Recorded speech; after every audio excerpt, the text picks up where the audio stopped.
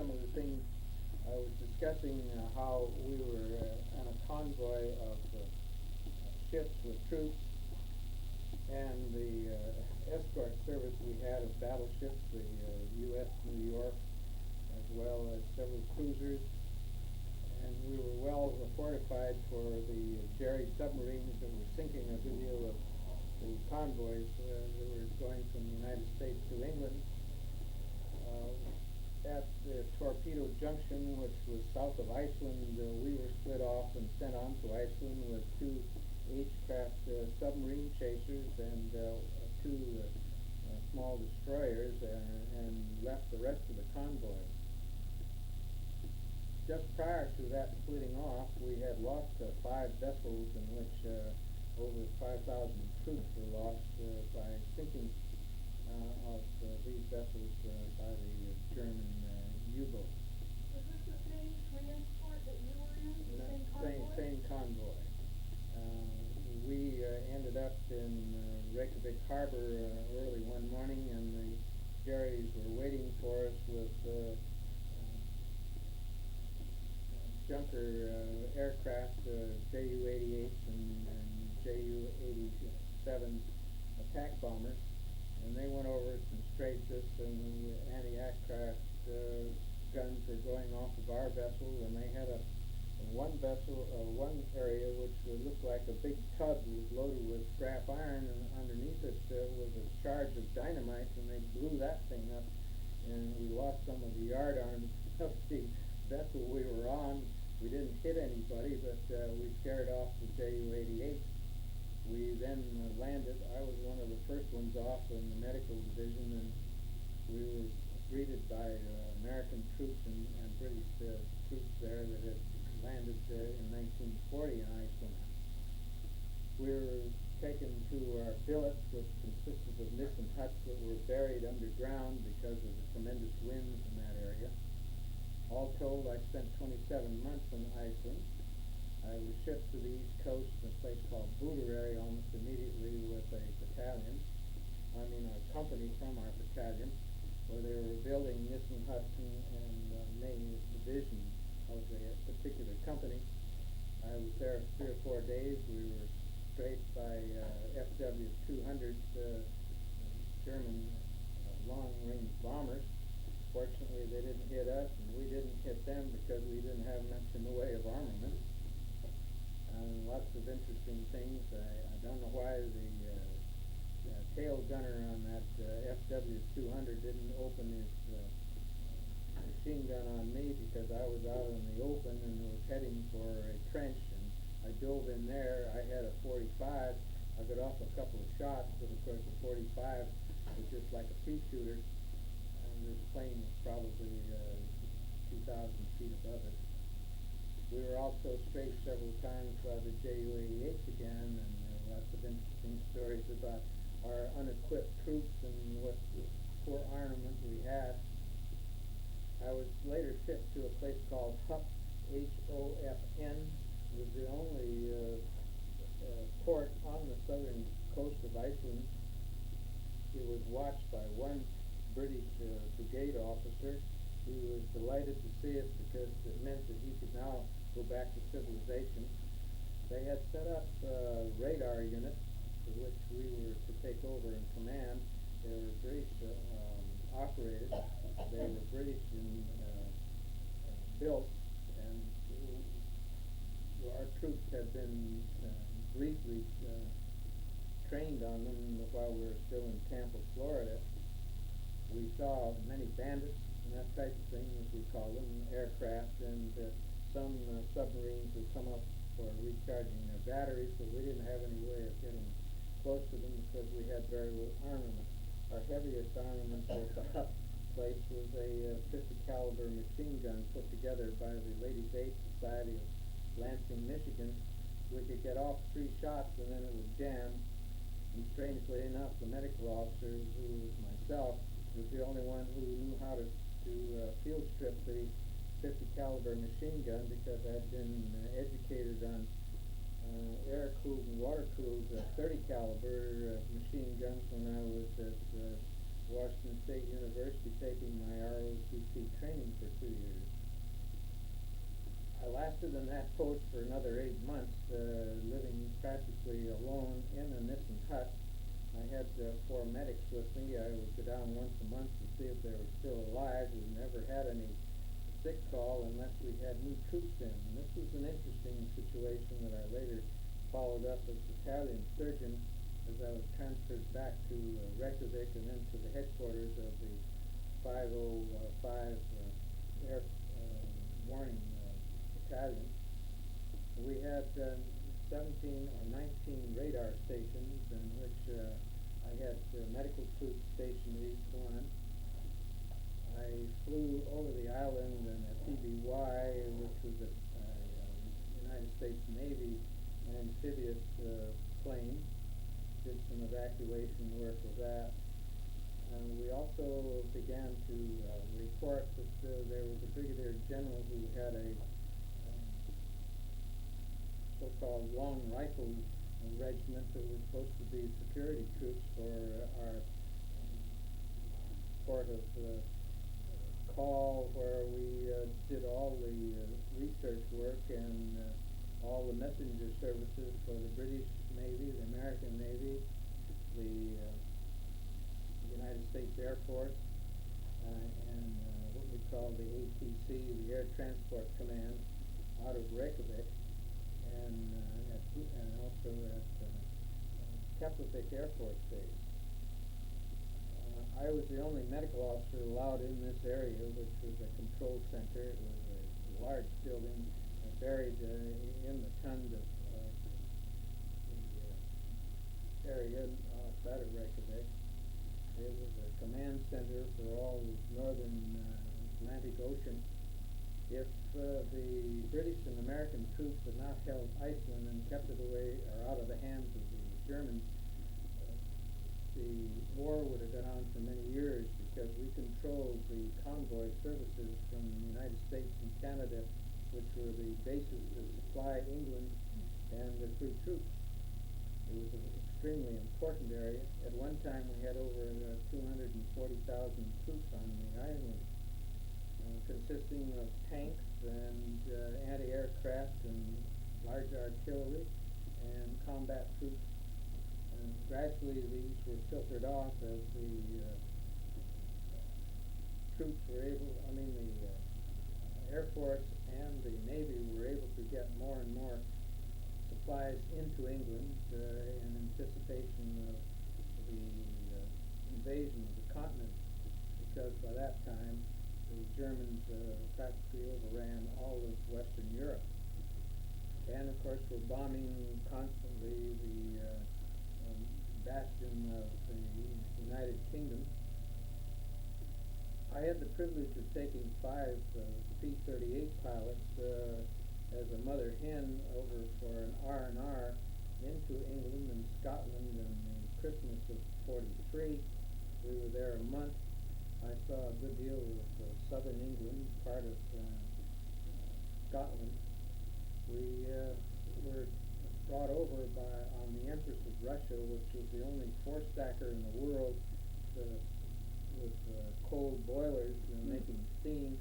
We were a sitting duck for the German submarines, but since the ship was faster than the submarines, we could outrun them. I made 4 tours on that vessel. The first one was that R&R deal in 1943 in Christmas time, and coming back to the island again with my group of pilots. And then again when we evacuated Iceland and were moved into England just during the first few days of D-Day, D-Day 1 through 4. I knew what was going on because I had the privilege of understanding the whole situation, because we had to amalgamate certain things in the field of medicine and doing certain logistic responses, and that's where I learned to do the rest of my job in the Air Force. I was destined to go to a flax farm in Northern Ireland and receive a promotion to Lieutenant Colonel as being a good boy, but one of my troopers, medical troopers that I had trained while I was still in the States had gotten into the Surgeon General's office in the ETO, and he called me because he found out that I was at the redistribution center at Stone in the center part of England, and told me to go over the hill for 2 or 3 days while he rearranged my assignment. And this assignment was to the organization of the 1st Allied Airborne Army. There, after being called on the carpet by the commanding colonel of the rehabilitation center, he honored my change of orders, although he couldn't quite understand how I was able, by just reaching England for the first time on permanent duty, that I had been able to change my orders. I never told him what the answer was, but I went to Ascot, where we were forming this group. This was the headquarters of the 9th Air Force, and this is where I came under the control of Lieutenant General Louis Brereton, and one of my favorite major generals who I became very closely acquainted, and he eventually allowed me to do something that I will talk about later on. I went to paratroop and tow glider school and got my wings as a tow gliderist, and had to do a number of operations of practice with my jeep being stored with supplies, and my 4 medics that rode with me in the gliders, and how we had to learn to land on the fields and evacuate the glider and send out or set up our emergency service, medical service team following the paratroopers. I had the privilege of flying in a bomber with General Brereton and his crew, and during the Battle of the Newmarket operation, which was very famous in Belgium and northern Germany, and near the confluence of the Rhine with the North Sea. We were shot at 2 or 3 times, but fortunately we were far enough away. Our job was to get the logistic experience of knowing what we had to do to supply the troops. Unfortunately, it was a bad operation due to several problems with the commanding general of the British Army, but that's another story. I was sent over to Seine Base after the American troops took over Paris following D-Day, and as a courier, I believe I probably was the only American medical officer who did this type of thing. I had my own plane. I had a lieutenant colonel and a major as pilots, and several crew chiefs. We flew C-47s, and the first time I saw Paris was in a fog, and we followed the Seine River up to where we could get onto one of the air bases there. The first time we arrived, I was below the Eiffel Tower and saw that it's 3rd Division instead of at the top. As we were coming to land at Orly Air Base, 3 Fokker 109 attack planes, fighters of the Luftwaffe, came over and blew up several refueling depots where we were supposed to land. Why they didn't take a crack at us, I don't know, because we had no fighters up at the time. So we landed safely, and I reported in Seine Base headquarters with this briefcase still wrapped to my arm with a chain. I was privileged to be spoken to by General Eisenhower and several of his outstanding generals at that time. The general wanted to know how come a medical officer was given secret papers from SHAPE headquarters in England. And I said I was only following my orders. And that, of course, brings up the question of why I was designated to be a CIC agent. I was approached before I left Boston one night. What's CIC? Counterintelligence on the Corps. This full colonel looked me all over and wanted to know about me. He had more information on who I was and where I came from than I ever thought anybody knew about me, and wanted to know if I would be interested in helping the war effort by being an undercover reporting person. And I said, well, if that's what you felt I could do, I would be willing to do it. So from that time on, not only was I a medical officer, but I also spent a good deal of time learning how to survey things. I did one operation in Iceland in which I was able to report to German agents who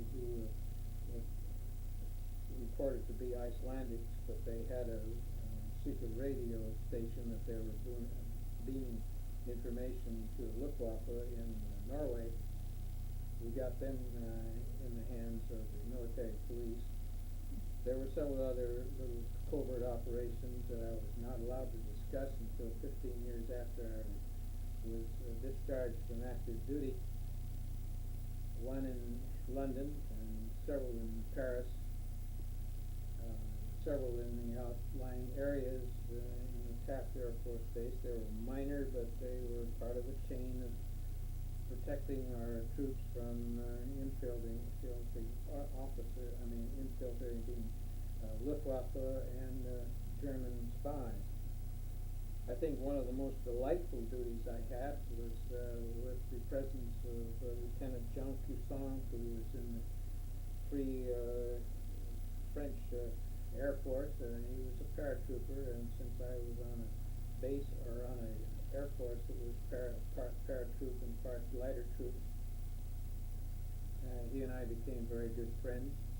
I was requested to appear before a commanding colonel at headquarters in Maison-Lafitte, which was our headquarters at that time, just outside of Paris, to get in full uniform along with two captains who were paratroopers who were veterans of several jumps and in fighting in real time. Our job was to go into Paris, and we were given something like 150,000 francs to spend as we saw and to attend as many bars as we could without getting too inebriated, and letting the people know that the 1st Airborne and the 101 and the 82nd Airborne, which had been pulled out of the line in central France and eastern France, and were refitting in Rennes in Belgium so that they could become airborne troops again. And of course the German Secret Service picked that up because we made sure that somebody knew that we were all non-combatants at the time, because that was during the Battle of the Bulge, and they didn't realize that we had already re-equipped the 101 and the 82nd for active duty again. Our major problem at that time was that the central part of France was covered with a dense fog, and we couldn't get our troops and our planes off the ground. We would go out in the morning and to set them off, and we'd get them all ready, and I'd inspect them to make sure that there weren't any sick individuals. I pulled a couple of paratroopers off because they were in high fever. One man had rheumatic fever, and he was going to go determined that he didn't want to lose his place in his outfit. But he was running at temperature 103 and 4, and his heart sounded like a baling machine. We finally sent the troops by truck, what we call a 2.5-ton truck, on the Red Ball Highway, which is famous for supplying Patton in his trips through central France and southern France, and got them into the front lines because we were being well beaten up by the late elite troops of the German army. We knew this was going to happen. We couldn't get SHAEF headquarters to recognize the fact that this was a thorough threat going through the forests of France and through the corridor which was used by the Germans in World War I to overcome France.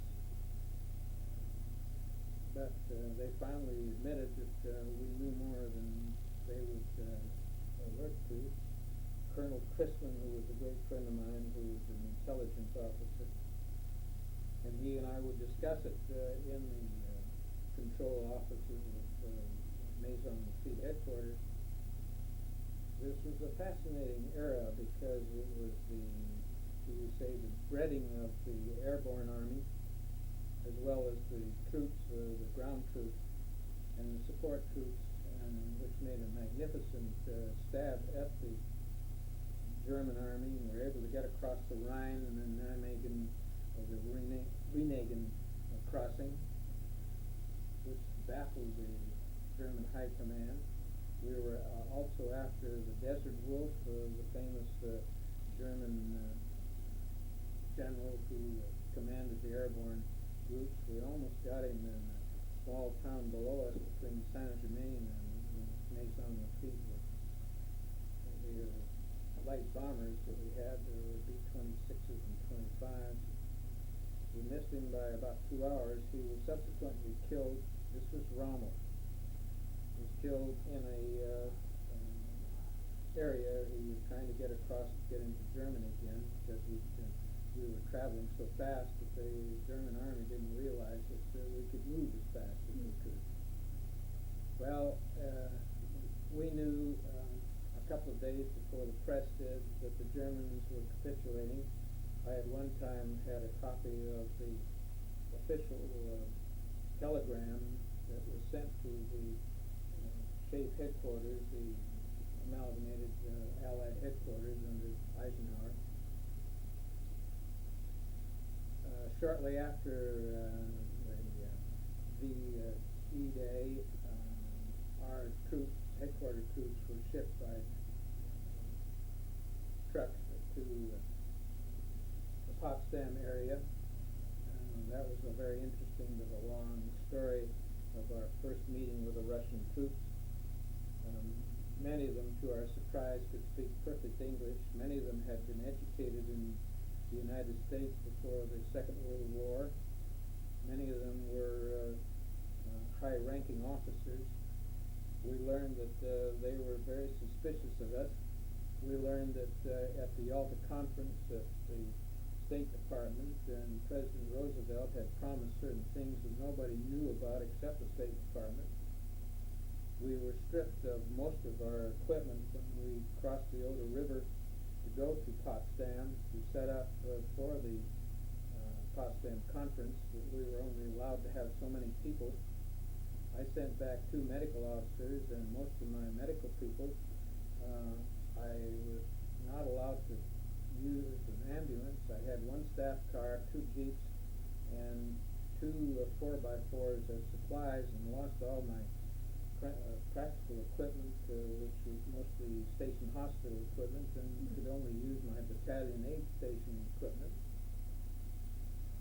We arrived in our designated area that the Russians had appointed for us in this town of Babelsberg, and we immediately had to find quarters.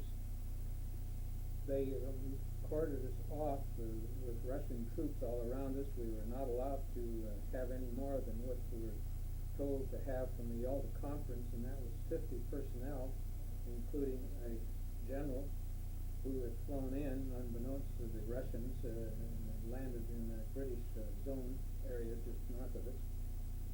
They had stripped us of all our command except those of us who were 1 colonel and 2 lieutenant colonels and 2 majors, of which I was 1.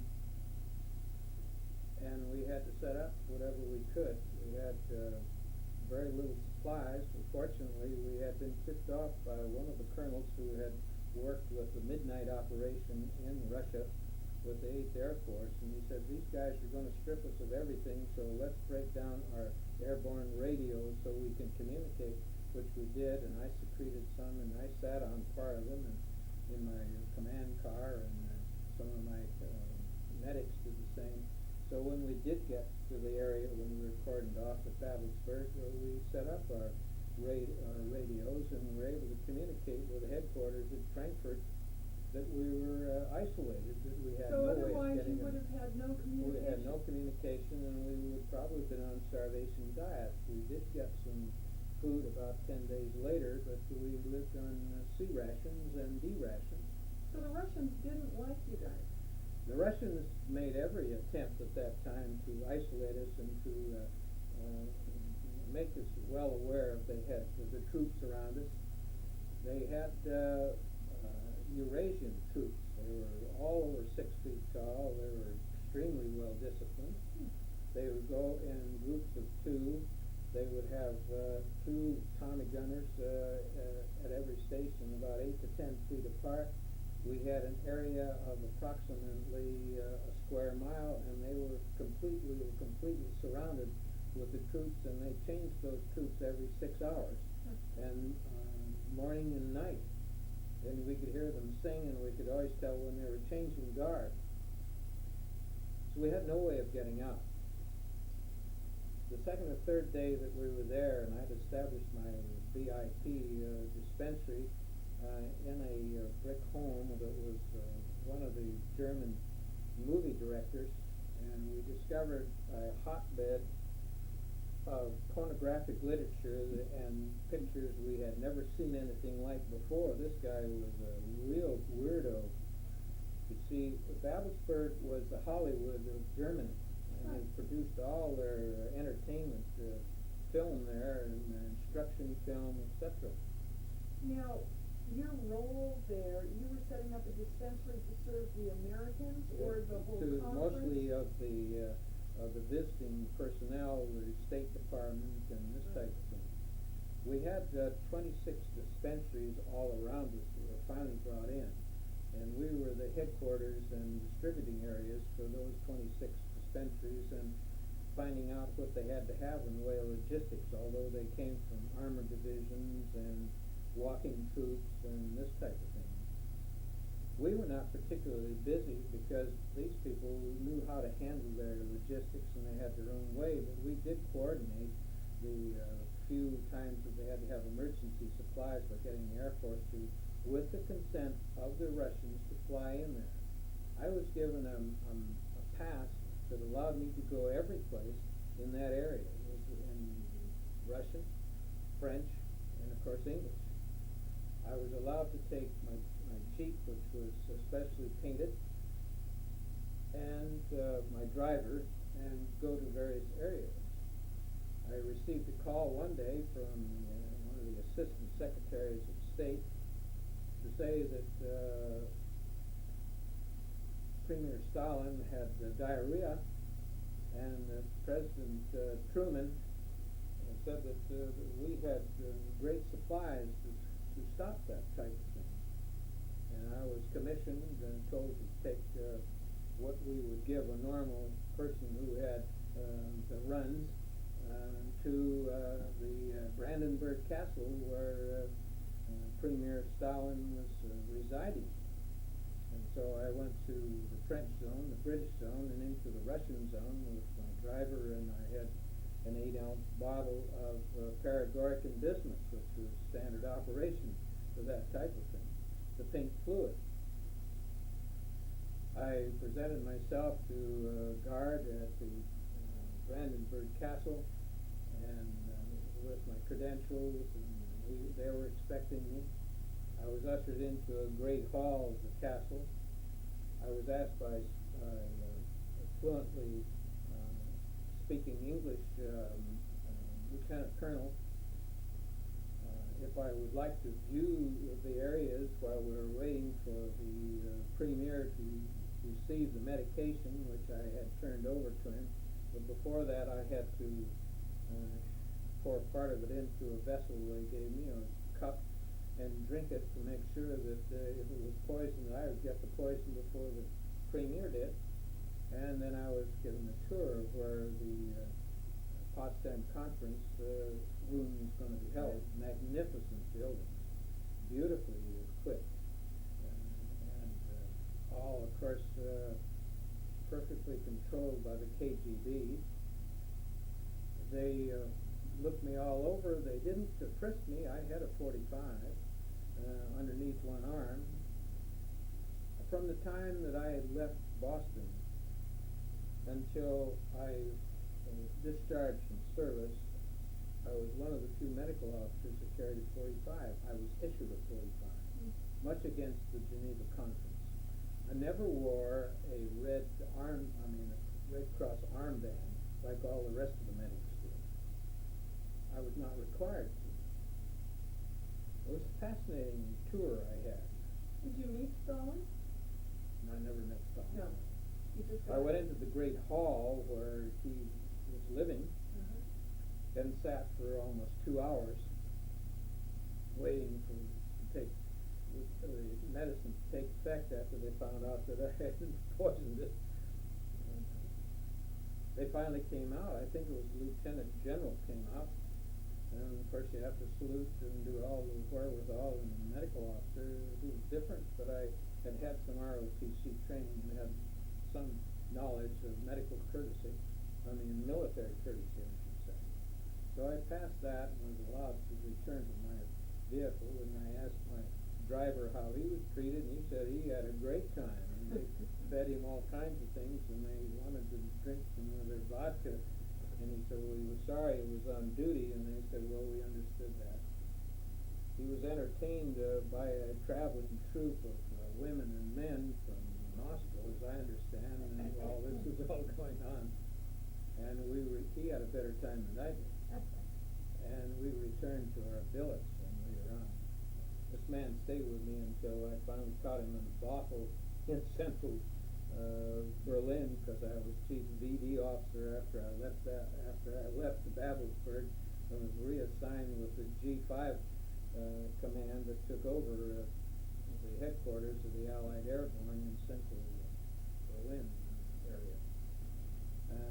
I got to see a good deal of Berlin, such as it was.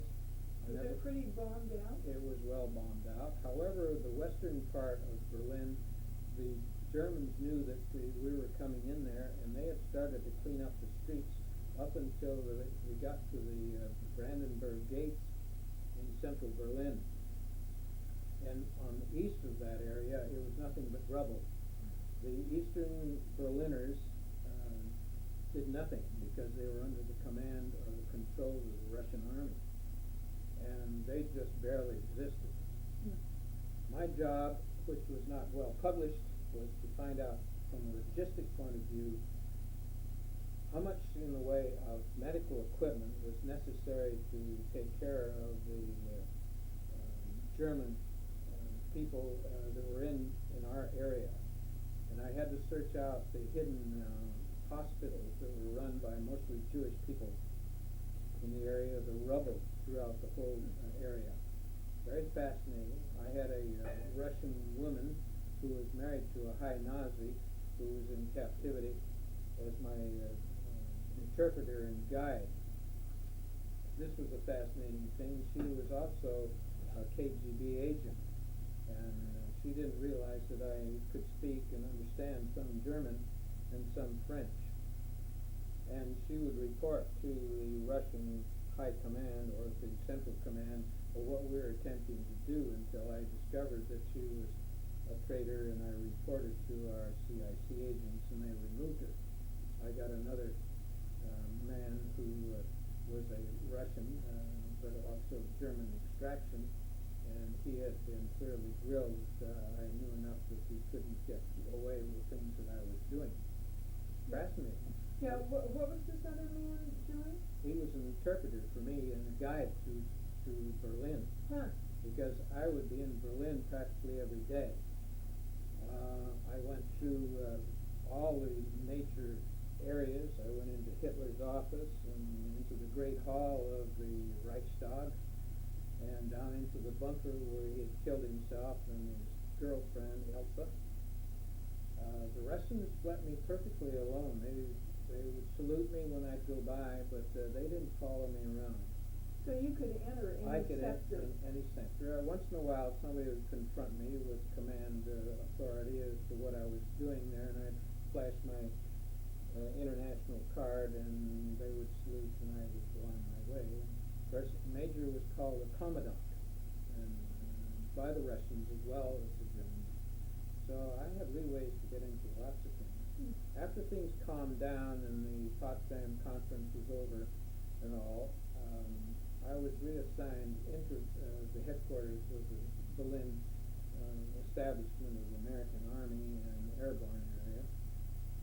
I was assigned as principal VD control officer, as a medical officer, and we used to go out at night on our Jeep with a major in the military police who was a great friend of mine. I'd met many months before, and we had an American driver who was also a paratrooper.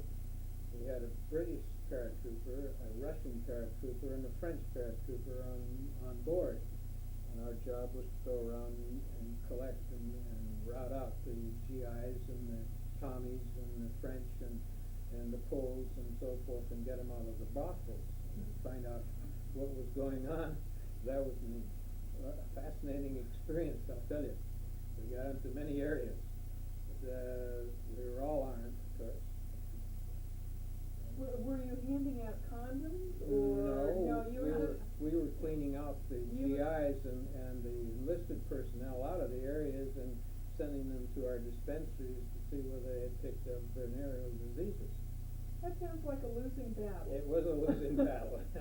I didn't stay there too awfully long. I got into a conflagration with Colonel Nauer, who was brought over as the medical officer to run the American district of Berlin. He was what I called a four-motor combatant. He lasted throughout the war in Washington, D.C.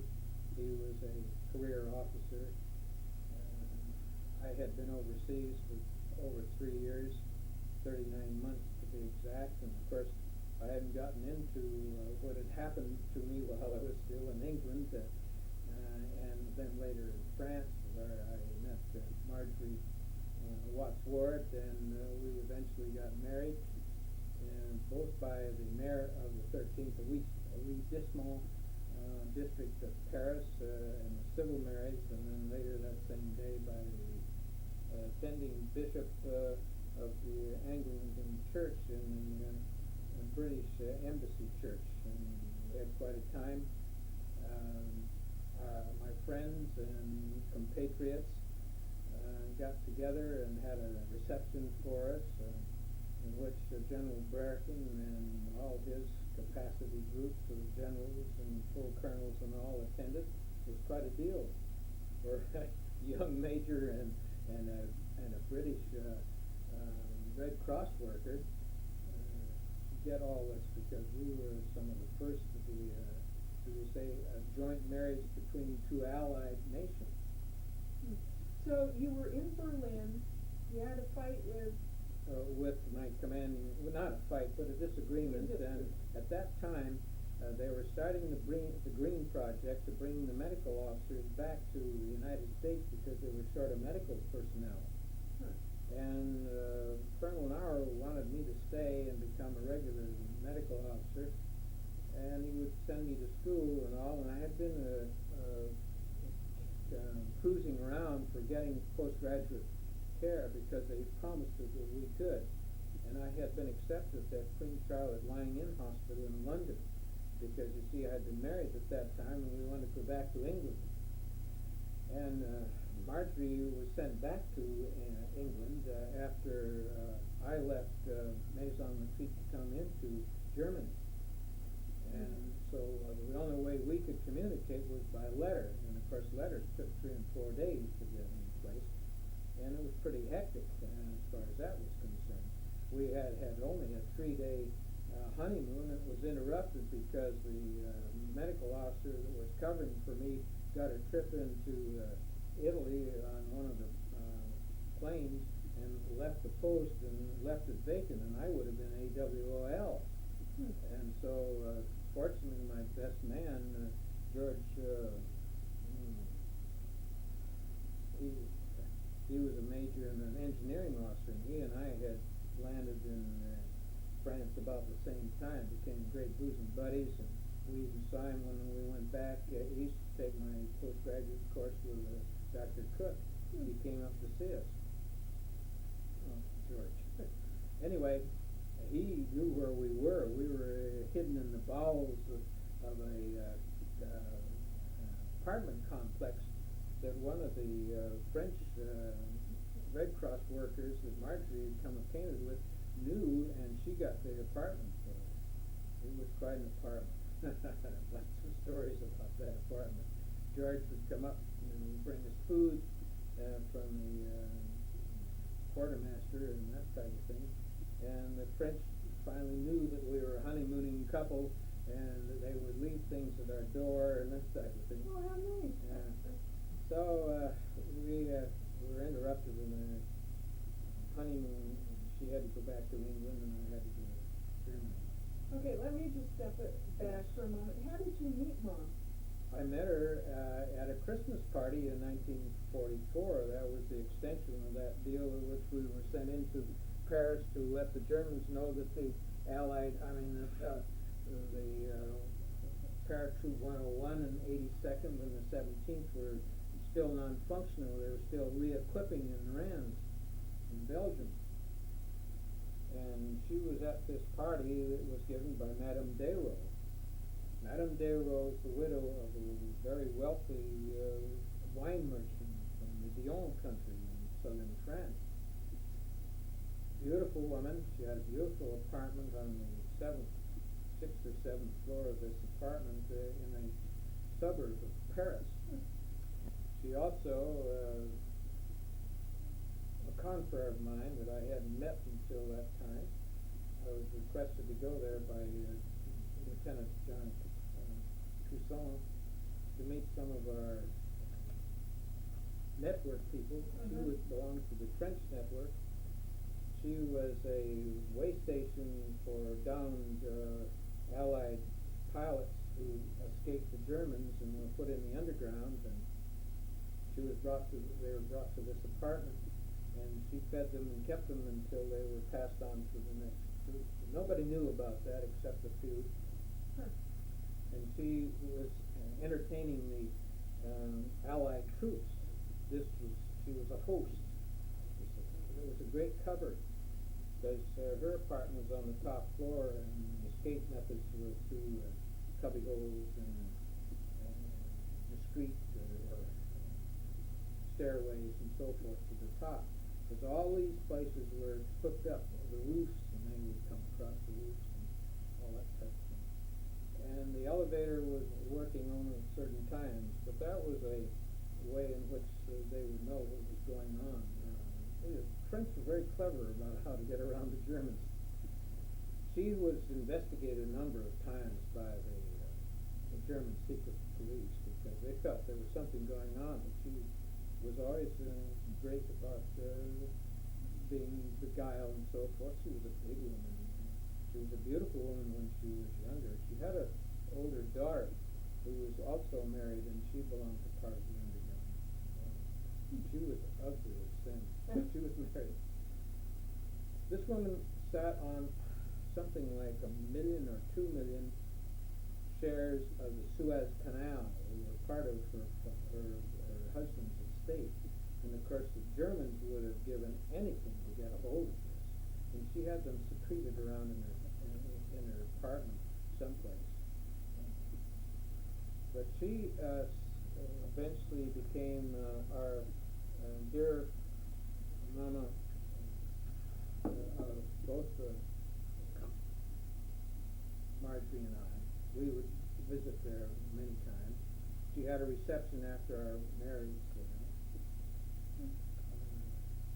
When I could get time and could sneak in to Paris and so forth, I would always be there. On my way back from Berlin, and I had pneumonia, and didn't want to report in because I would have lost my place in line to fly back to the States. But I went up to see her and spent a beautiful evening with her, and she knew I had become a great connoisseur of wines, and she had them. And she had a cellar in the basement of this apartment. I never tasted so much different types of wine, cognacs, and things of that nature. And she didn't have much to live on. The French didn't, and so forth. I would try to bring her some things, but I was not too closely associated with a quartermaster at that time, and I couldn't get much. And I used to sneak things off the table and bring her find a way to send one of my paratroopers up there. So my mother met her when she and her 3 friends went back after the war and visited and spent one day with Madame Desraux, and they had a great time.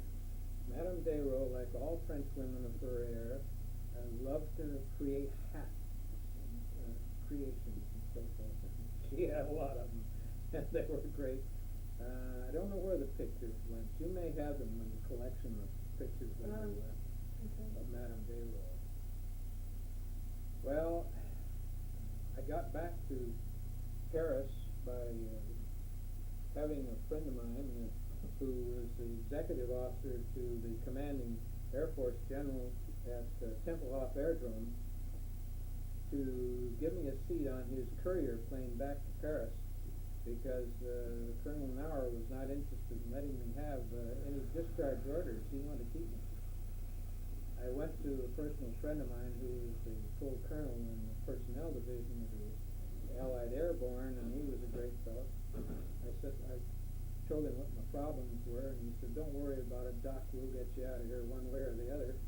And he, someplace along the line, got some papers signed by my favorite general, who will always remember. He had asked me if I wanted to get married, and if I did, was I knowing what I was getting into. He said, "I can stop you from getting married if I wanted to." And I said, "No, General, I was convinced in my mind that this is what I should do." And he later on gave me a plaque for my work in Berlin and other places where I was doing. I think all the people in the headquarters of the Allied Airborne knew what I was doing besides tending the sick, so to speak. So on one morning, we were all getting ready, and the other medical officer who was attached to me, he was a flight surgeon, had discharge papers to go back, and I got myself ready to go, and Nauer came along, and we had our cars come and get us from our billets to go to the headquarters. And he said, "Major, what are you getting all your stuff aboard for? You're not going anyplace." And I said, "Sir, I'm sorry to tell you that I'm headed not for the headquarters, but for Temple Air Force. I have orders to be evacuated from here to Seine Base on the way to the Green Project." And I pulled out the orders, and I said, "Here's a copy for you," and kept the other copies and so forth, and he was flabbergasted. And loved every moment of it. And so my driver took me down to Temple Air Force Base, and I found my major friend, who was by that time Major Galou, who I'd flown with from Savannah, Georgia. And what I told you, we were going up testing the A-20 bombers, and I got a lot of flying time then with him. He had convinced the general to let me become a passenger on this plane, which was against all orders from Shape. And I had the flight orders to go, so I was flown into Paris. And from that place, I went back on the Green Project in an old Connie Ford. Do you want to turn off the TV for a moment? I think you should. Yeah, okay. We'll conclude a few other things back in the States. Gone. All right, so starting in again from leaving the European continent, flying an old Connie four-motored plane that smoked more than a chimney, we finally made it, limping along, cutting out one engine one time and getting it back going again in the air.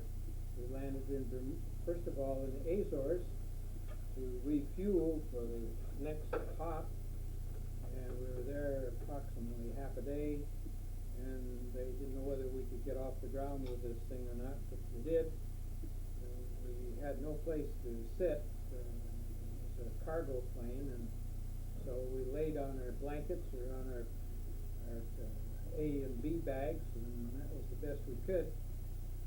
We flew during the night, and early the next morning landed in Bermuda, and there we had to refuel and had to have some more work done on one of the engines, and we were there approximately a day and a half.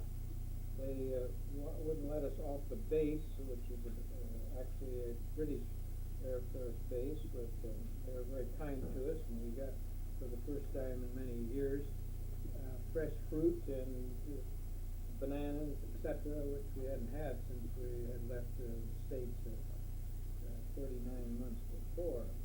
We landed in a severe rain and thunderstorm in New Jersey at Newcastle Airport, where we were brought in as immigrants from another country because so many of us had been away for so long.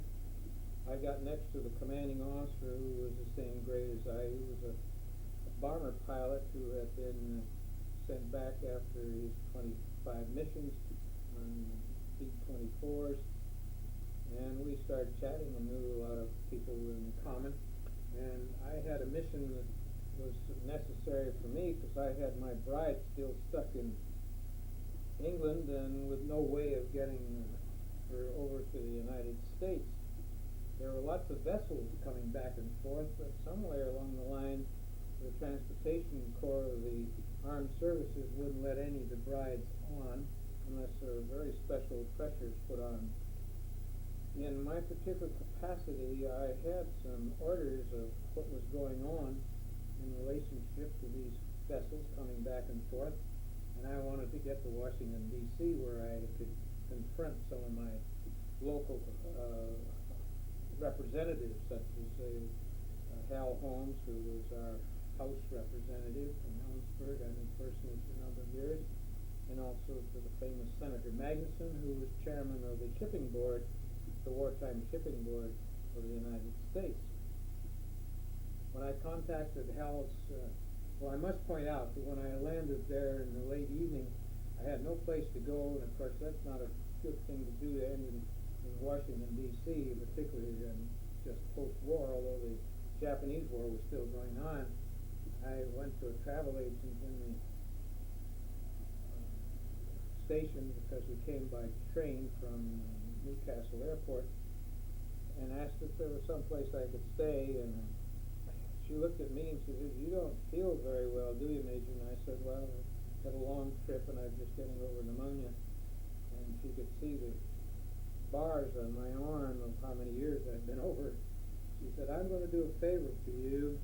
I'm going to make a call. Now, you'll have to be a good boy and all that type of thing, because we'll be putting you in a private billet, which is a woman's dormitory." I said, "Well, any place to sleep." So she made the arrangements, and turned out that I had a suite of rooms, very comfortable, on the main floor right near the entrance, so I wouldn't have to pass in the hallways with all these personnel that were basically working in the Pentagon or various other offices, some military guard females and others in civilian clothes.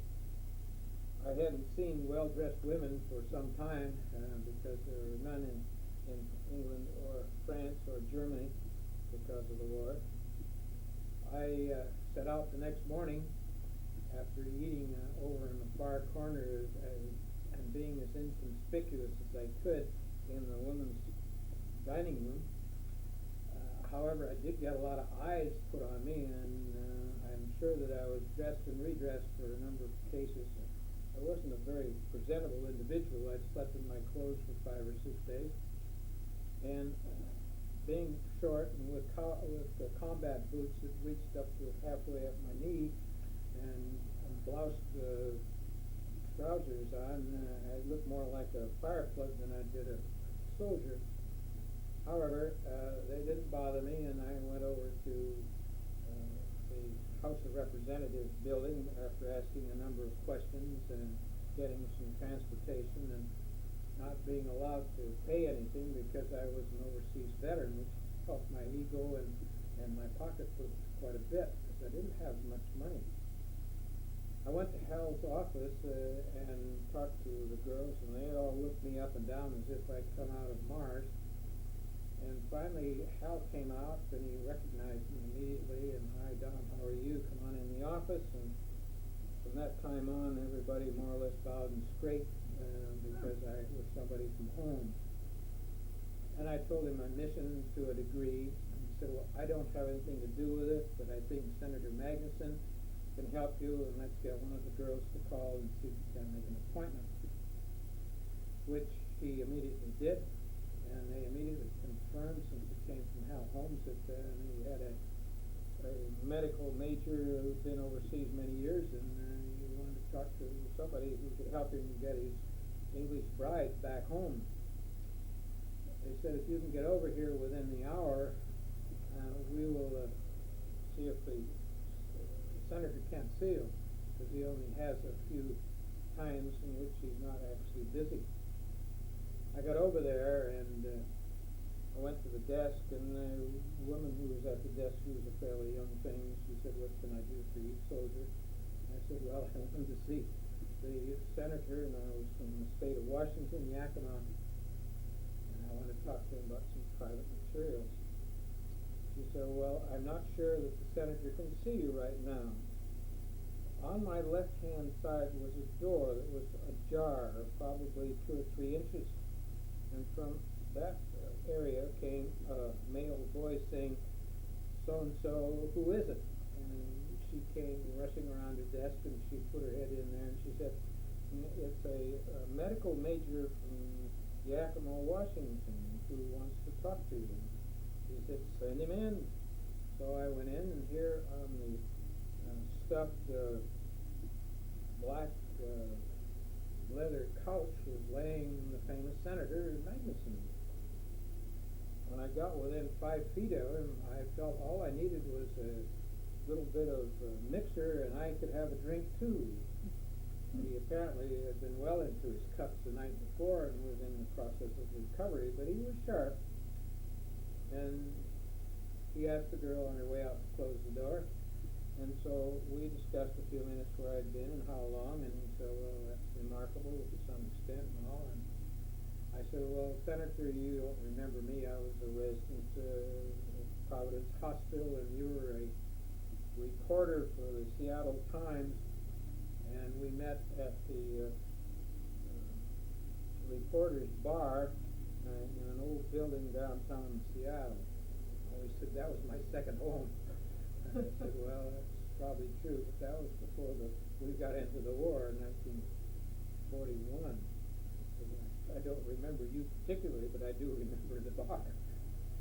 I said, I have some orders indicating that many vessels that could take some of the brides that have married GIs in France and England and other places in the continent could be brought back to the United States. Otherwise, these women are going to have to wait for months and possibly years to join their husbands in the United States. I don't think it's very fair. I know of certain orders, and I issued the orders, and he sat up in his couch and he said, Major, how did you find that out? He said, that is super secret. I said, yes, sir, I know. I said, these orders have never left me from the time I got them, when I left Berlin. And I felt that it was such a travesty that the government, the United States, couldn't service the brides of the GIs that were wed to foreign personnel on the continent. He said, well, we can't do very much about it because the die is cast, but we will certainly take that into consideration for the next maritime board meeting, and I'll bring up the subject.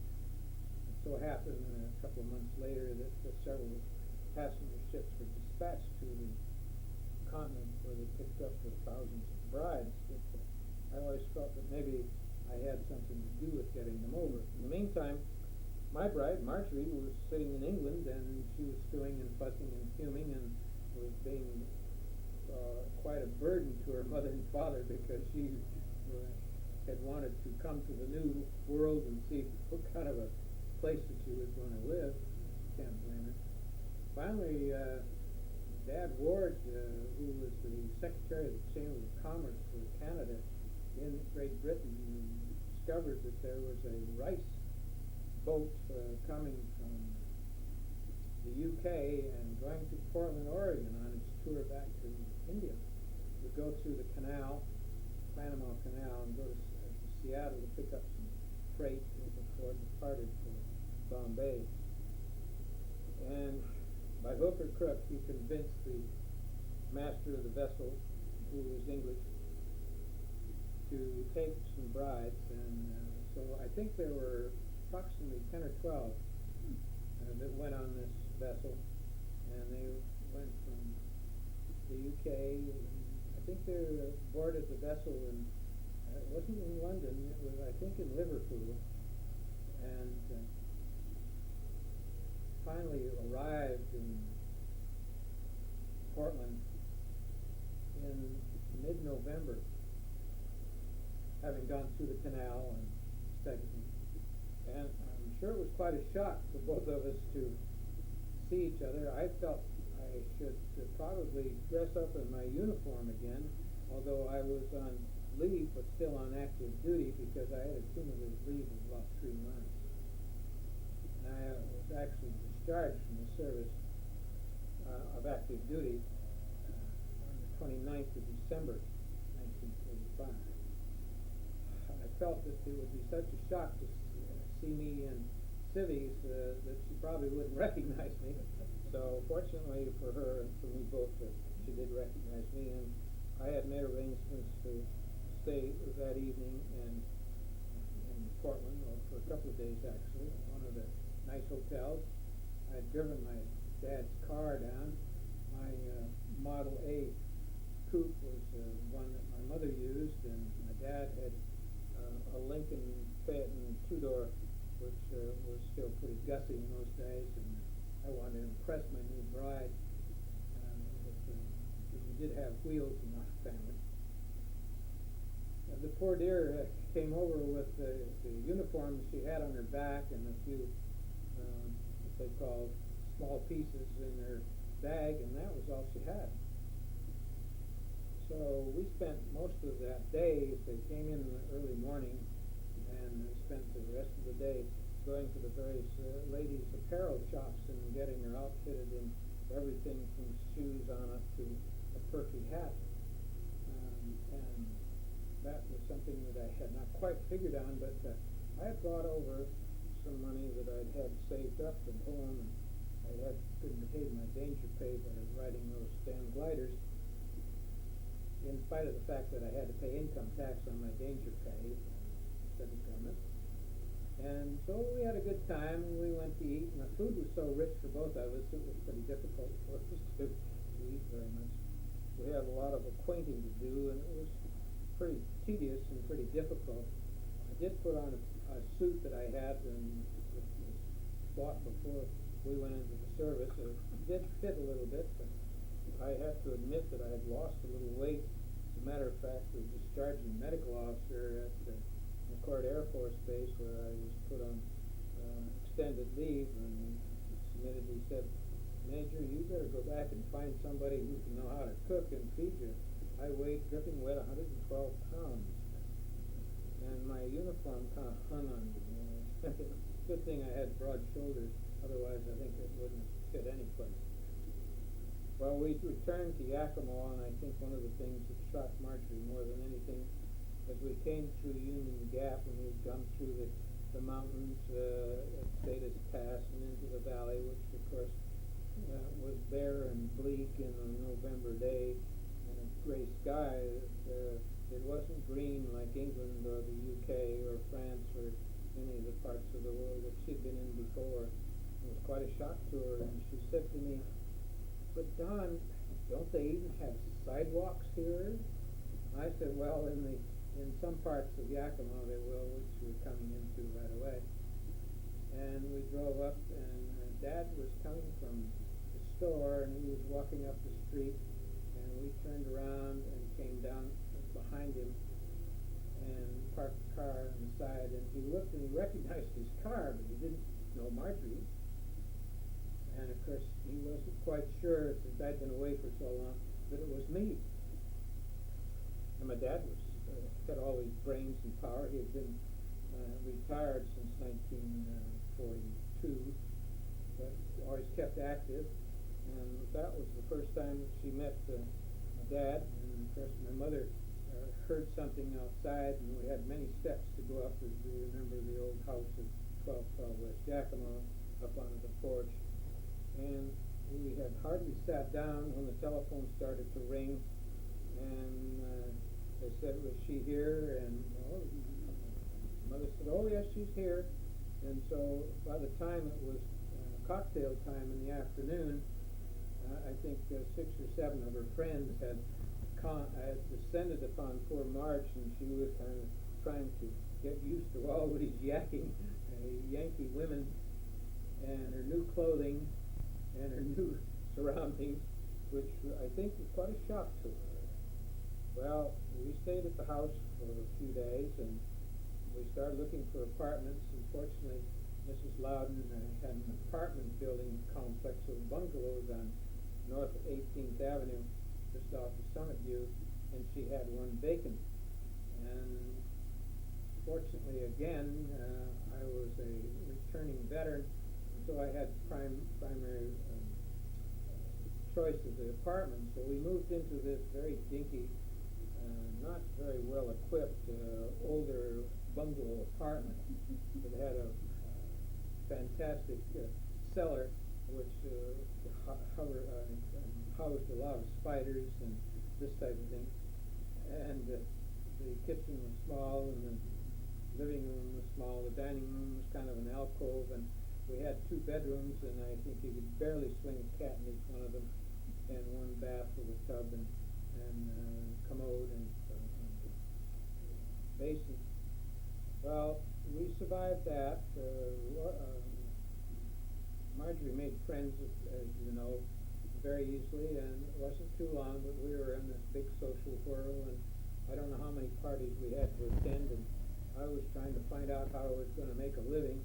In the meantime, I had found out that I'd been accepted to the University of Oregon Medical School for a primer course that was given to most veterans, and I specifically wanted to go to Dornbecker Children's Hospital, as I had become quite intrigued with the orphan children that we had run across in eastern France and in Germany in the refugee camps, and I felt, well, since I had not been in surgery for over 3 and almost 4 years, that I would change my idea and go into pediatrics, because it seemed to be more of a challenge.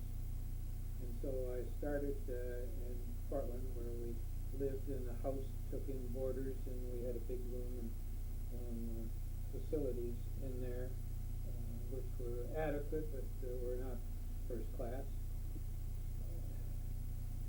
Fortunately for Marjorie, she could take care of herself, and with her British accent, she charmed a lot of the natives of Portland with it. She got herself a job at the British Embassy almost immediately as a typist, and she would go to work and I would go to school. And we did that for 4 months approximately. I had wrangled a appointment as a resident in pediatrics from Professor Smith, and everything was going to be very fine, and I was going to get a small salary, and Marjorie was going to stay with the embassy, and between the 2 of us, well, we would be able to work out that I would be able to spend at least another year or possibly 2 and get my rating in pediatrics for board certification.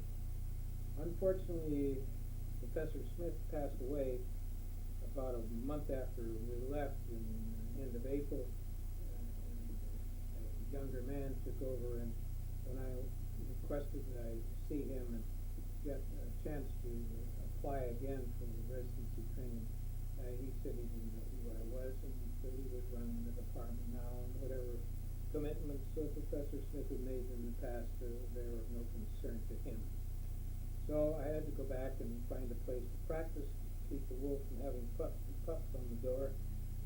And my cousin, Dr. Herbert Lynch, took me into his office, and for a few months paid me a salary and paid all the expenses and that type of thing, because I didn't have any money.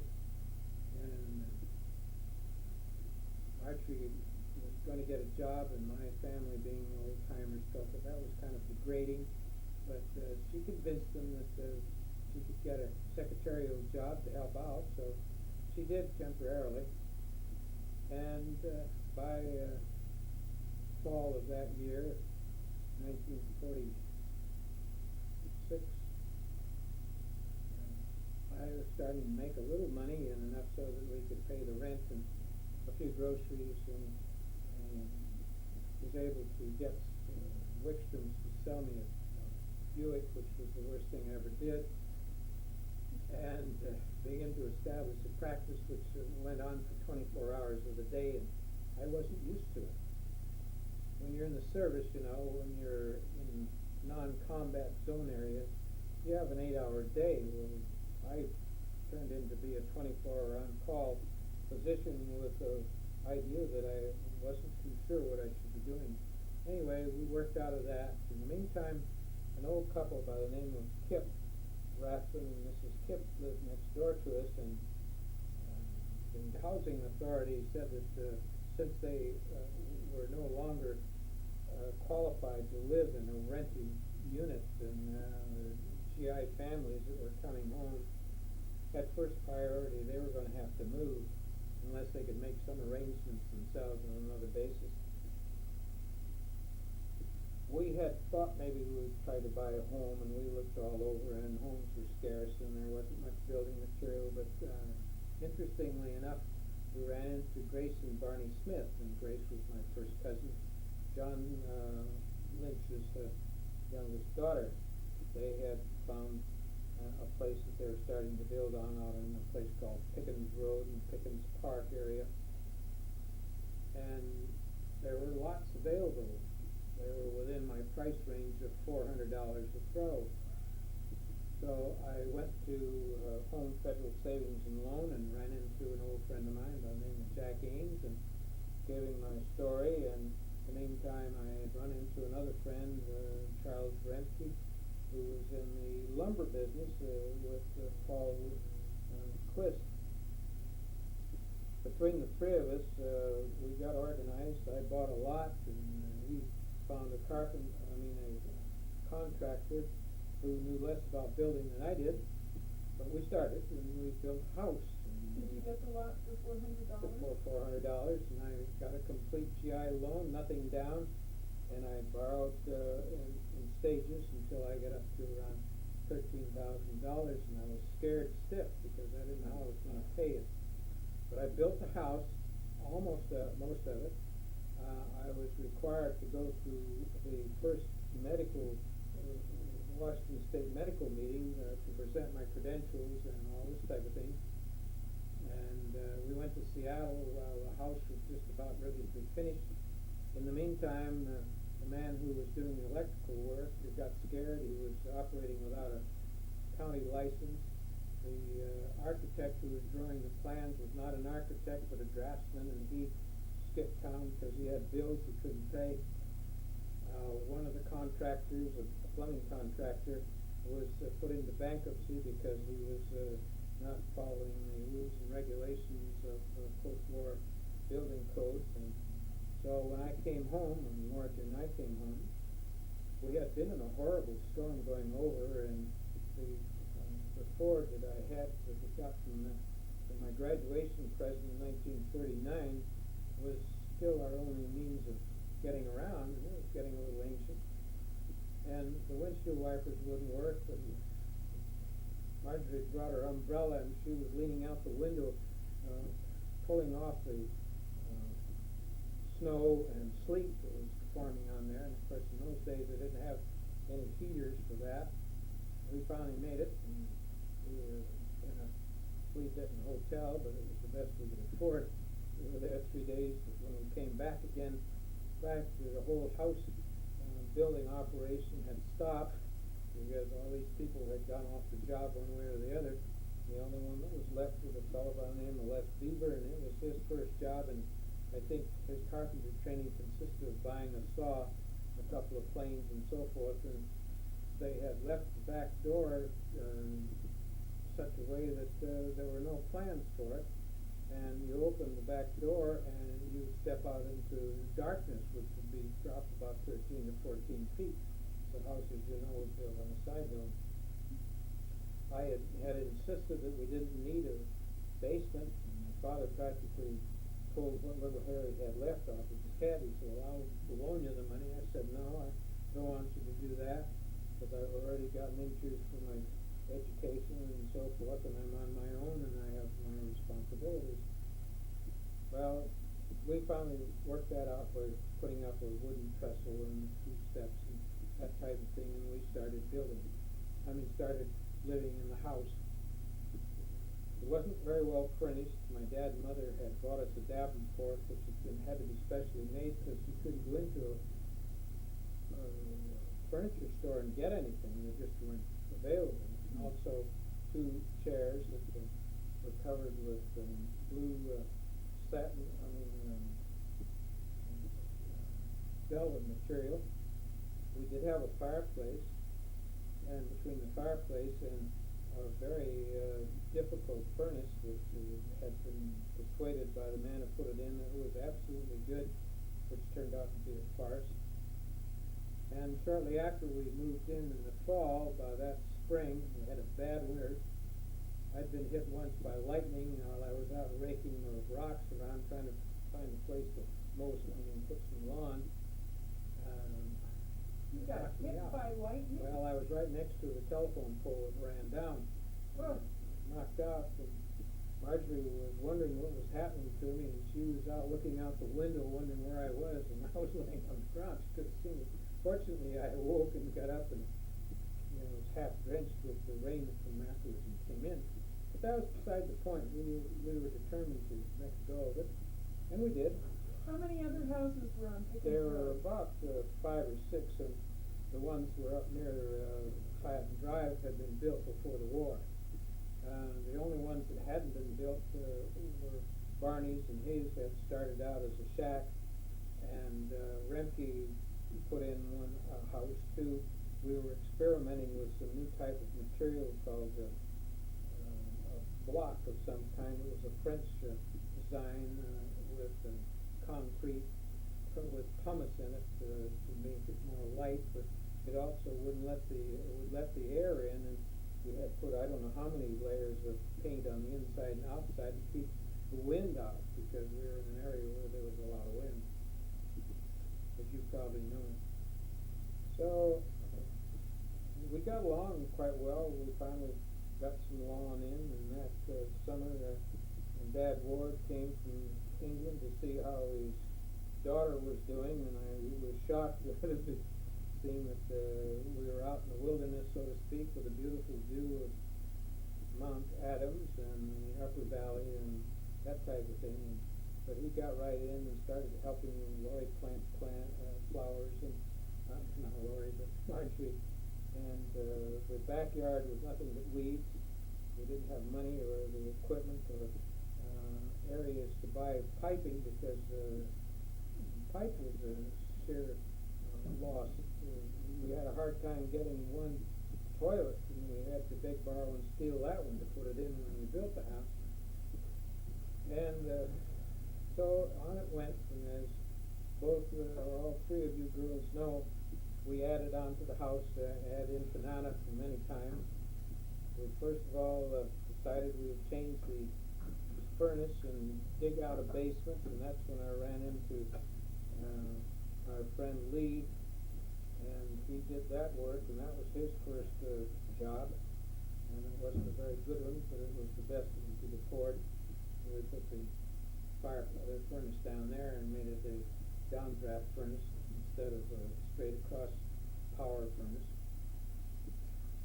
We then decided that when you came along that we needed more room, because you had the one front bedroom, which turned out to be creases later on. We had the big bedroom that you found took over when you were at home. And the single bathroom, we tried to do something with that, but the walls were so crooked. They were at least 1.25 inches out of plumb from top to bottom. And we put up with that as best we could. And we had a great time with you. I had been in practice only a short length of time when mother and daughter came in. The daughter was 18 or 17, and she had got mixed up with her boyfriend. And we finally said, when we found out that she was in a family way, that he had nothing more to do with her. They had come out of the Tri-Cities, her father had been a carpenter working on the nuclear project down there. And he had gone then from there to Alaska because they were doing general construction work up there. There was none in the state of Washington, and they wanted to know if I would help them. I said, well, there is that possibility. We had found out from that time, we'd been married about 5 years and over, that there was a physical impossibility for us to have a family between the two of us. And I thought, well, now, this young lady is very presentable, and she's of good stock, and she described the father and all, and I said, well, maybe there's something I can do. So I called a very good friend of mine that I had made many deliveries and helped him with his gynecologic surgery when I was at Providence. Told him my story. He said, send her over. We'll make arrangements for her, and all you have to do is we would pay her board and room and give her some spending money and that type of thing, and take care of the law situation and try to work things out. So as it went on, we became the adoptive parents of a healthy, red-headed young lady who was full of pea and vinegar, and she kept us entertained for a long time. Mom Ward showed over that summer, and we all went to the beach and had a great time and came back. And then that fall, Marjorie said, well, you're an only child, you're missing so many things. We should think about having another child and finding out if it's possible, and I don't want to raise just one child while we're doing it. And I said, well, I don't know whether I can stand the gap or not from financial point of view. Finally, sometime in November, she said, well, I've been contacted by a physician who feels that he has some child available, but you'll have to talk to one of the obstetrical people about it.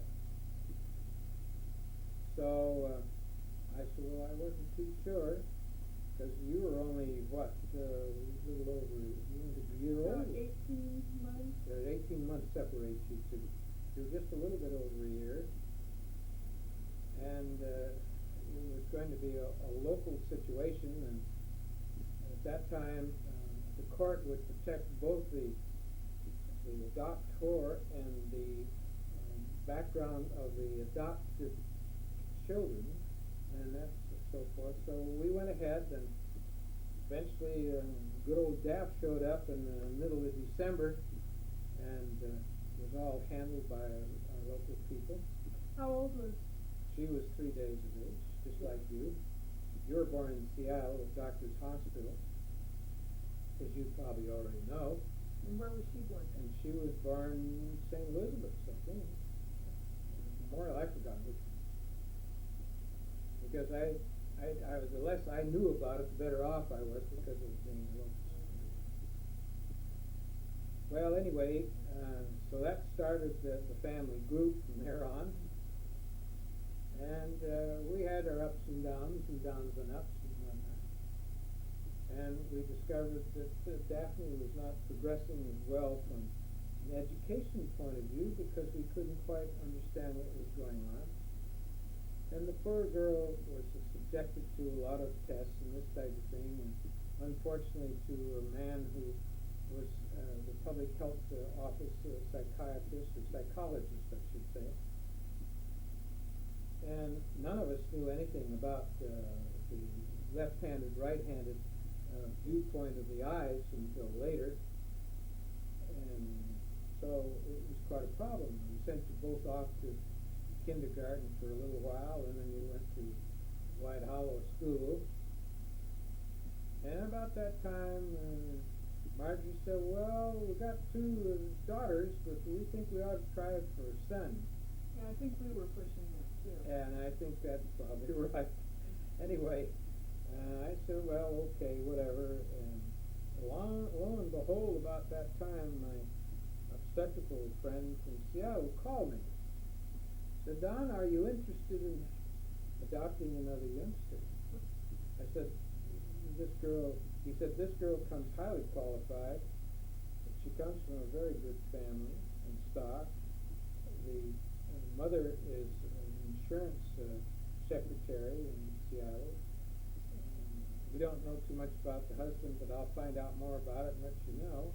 But I just wondered whether you would be interested in it. And I said, well, I'll get a hold of Marge and we'll talk it over and I'll call you back, which we did, and told him to go ahead. And lo and behold, in January, right after Christmas, we drove through the snow and we piled you guys in the back end of the station wagon, and we went over and went to doctor's hospital and got a young lady. She was 4 days of age, and brought her home that same day. Matter of fact, we were pretty brave, you know. Yeah, I remember that. And you were old enough to remember it. Mm-hmm. And I think Daphne probably was old enough to remember parts of it. I don't know. So from then on, it became one stage to the next stage, to grade school, to some. None of you went to junior high. You all went to high school. No, you I went to junior high. You went to Wilson, didn't you, for 2 years? Because they didn't have much in the way of West Valley School, and we wanted to get you into a more advanced district, and so we imported you into the school district. At that time, to run into a Rotarian, which I belonged to the Rotarian Club of Yakima. He was one, and I kind of twisted his arm to kind of let down the bars a little bit to take in some of the youngsters who were on the borderline between the Yakima School District and the West Valley School District. It was really just being organized. And we made a deal and so that you could go. And the other girls, however, went to West Valley High School and got their diplomas there, and you got yours at Eisenhower, and a member of the Honor Society, and never forget that session, you marching down the aisle and being in the chosen group where you had a grade to show for it and that type of thing. And in the meantime, I think you and I had a discussion about if you wanted to go on to college, what you wanted to do and all, and then you expressed the interest of possibly going to McGill, and at that time I had 3 mutual funds going, and they're all doing fairly well, and I thought, well, the practice was doing better than I anticipated. As a matter of fact, I was running myself ragged. Doing some surgical procedures. I had gone to a teaching center in Chicago associated with Northwestern Medical School. It's a Jewish hospital, but I sure learned a lot. And how to do head and neck surgery on infants and children, particularly tonsils and adenoidectomies. When did you do that, Dan? And when were you back in Chicago? I can't remember what year that was. It was probably in the early or mid-50s. And at that time, I was then trying to make up response and going to various classes. I went to Denver a couple of times and spent a week or 10 days at the Jewish hospital for asthmatic children, and partly to the newly organized University of Denver Medical School. I went numerous times to postgraduate courses at the University of Oregon, and then to the new University of Washington and Children's Hospital. Also, on several occasions I went back to New York for full week on pediatrics. In 1955, I received a formal letter from American College of Pediatrics stating that they felt that I was eligible to sit for my boards. But at that time, I was doing so much work with feeding of youngsters, particularly were having trouble with the new idea of Spock, in which you fed the youngsters wheat and all the other stuff without testing them, and milk was a problem, that I had started to search around for the possibility of getting some postgraduate training in the field of clinical allergy. There weren't such a place. I talked to Graham Rose, who was the professor of immunology at McGill. Had quite a lengthy discussion with him at one of our American Academy meetings that I had been asked to attend on the West Coast, one of the first ones in San Francisco. And he said, well, I'd like to be able to accommodate you, Don, but he said, I just teach only the fundamentals, and it's purely a research course and nothing to do with clinical immunology, which is a brand new field, and nothing in the field of clinical allergy. But he said, I have a friend who I think you might like to contact, and that's Robert Cook of New York, who runs the Institute of Allergy under the auspices of Surgeons in General's Division of Medicine, New York University. I wrote and put in my request to be entertained as a resident or a research fellow. I contacted a Churchill relative of mine, or in-law, who was a well-known ophthalmologist in New York, who was married to Jessie Mary Donald, at Britton Payne, and he went to bat for me. I had Dr. Herb Wright, being a member of the family and being in practice with me and lying a good deal about my capabilities, etc. And they accepted me as a research fellow, and so we piled everybody in the car again. We bought a new Oldsmobile Vista Cruiser, and away we went. And that was 1959? That was 1957. And we ended up in East Orange, New Jersey, in a New York City urban renewal apartments, of which there were 5, and they were as high as 14 or 15 stories, and it was jungle town. We had a small apartment you could hardly swing a cat in, 2 bedrooms with bunk beds in one and cot, and Marge and I had the other one, and we had a single bathroom, and we had a small kitchen, and there we started. And I had to take at least 2.5 to 3 hours each day to get to the hospital. That was while I was still on the research division, and then travel all the way back at night, taking a bus from these apartment complexes and catching the Lackawanna Railroad and changing trains in one of the Jersey towns near Hoboken, and then from there to the new station, which had an under the Hudson River tube, and get on that and go to the Battery and change on the Battery to one of the undergrounds, and there to 12th Street, and from 12th Street I went on another line up to 56th or 59th Avenue, and then walked 3 blocks to Roosevelt Hospital, where the Institute of Allergy was located.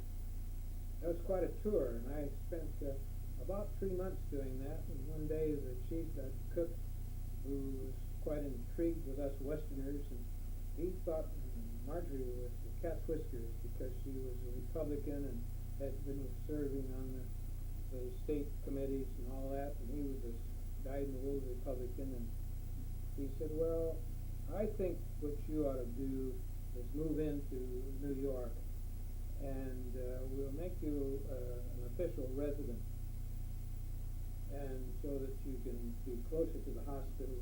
You will be on call at certain hours of the day, 24 hours a day, and then others you'll be off every so often.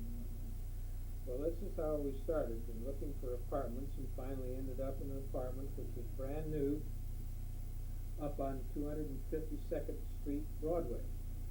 In the Bronx. In the Bronx, on the edge of the Bronx and Yonkers. It was fortunate we had it. It was a better apartment. And from there we had lots of excursions to see Aunt May at her place where she lived, and take her out on Sundays because she had been one of my favorite aunts, and we got along very well. And her family were scattered, and they didn't pay much attention to the old gal, and she was pretty difficult to get around. And we fortunately had a big enough car to get her in. But we had fun, and I think we went to see the zoos and all that while I was on duty and that type of thing. And we went Christmas shopping down on Fifth Avenue, and we saw them ice skating at Rockefeller Center and a few places of that nature, which I know was kind of difficult. You went to a school where the windows were barred and that you couldn't get out of the schoolroom unless you were escorted. And yet it was one of the better places in New York. It was a great school And from it my was- standpoint. yeah. I don't think from Jack's No, standpoint. probably not. And poor little old Teresa had to stay home or stay with a babysitter, and the babysitter usually turned out to be a Jewish lady that we'd import in from the real Bronx, and she could hardly speak the King's English. And when I would attempt to pay her by check, she wanted to know what that piece of paper was. She wanted the green stuff. And so we always had to make sure we had cash on hand to pay her. And she would tell us about how many bolts and locks she had on her door because she lived in an old apartment, and the gangs would come through, and any door that was open was fair game to go in and rob whatever they felt they could get their hands on. New York was a wide open idea. I had been there 2 or 3 times, but never stayed there any length of time. I rode the elevated and then the subway, changing at 125th Street, and going in, I found out was not a good idea to go in and get to the hospital at 8 o'clock in the morning, because that's when all the clerks went and all the people that worked in mid-Manhattan. It was a packed sardine can full of sweating bodies, and a number of them were Puerto Rican and Spanish and black. They were all very good because we're all in the same cattle cars, and but every once in a while there would be a bad apple would get on. He was either drunk or underbuilt and that type of thing, and they tell him the place, and the guards would come and try to isolate him away. It was a fascinating time, and you always watched and kept your mouth shut and didn't try to make any advances to anybody on the street or any place, because you never knew who you were going to run into. But the passing show was great. At the Institute of Allergy, which was the only place to get training in the field of immunology and allergy, I met some very interesting people. One man who was the president of the best black university and medical school in the United States and in the world, as a matter of fact. A fascinating man. He was with us for about 4 months, and I think I learned more about the different races and their problems, but also clinical immunology and allergy and internal medicine than anybody. However, Dr. Cook was very good, and so was Dr. William Sherman, and a number of others that were on the staff that were all first-class people. And